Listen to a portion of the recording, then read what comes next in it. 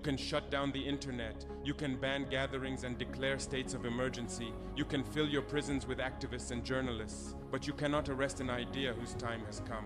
You cannot imprison a dream that lives in millions of hearts. You cannot kill the hunger for dignity that is embedded in human DNA. You cannot shoot dead the aspiration for freedom that defines what it means to be human. This is why Museveni's violence, even if it achieves temporary silence, has already lost the long war. Because he has shown his people who he truly is. He has removed the mask. He has revealed that he values his position more than their lives, that he would rather kill Ugandans than listen to them, that power matters more to him than the people he swore to serve, and that revelation cannot be reversed. Trust broken at this scale cannot be repaired by speeches or promises or cosmetic reforms. To Museveni directly I say this: you had a choice. At every step of this crisis, you had a choice. You could have been remembered as the man who built Uganda, who transformed a war-torn nation into a beacon of stability and development. Instead, you are becoming the man who shot Uganda, whose legacy will be defined by the blood of young people on Kampala's streets. You could have listened to your people and shaped a peaceful transition that preserved at least some of your legacy, that allowed you to leave office with dignity. Instead, you chose repression and violence, and in doing so, you guaranteed that your name will forever be associated with brutality against your own citizens. You will not be remembered for the wars you won or the peace you brought in your early years. You will be remembered for this, for the moment you turned your guns on your children.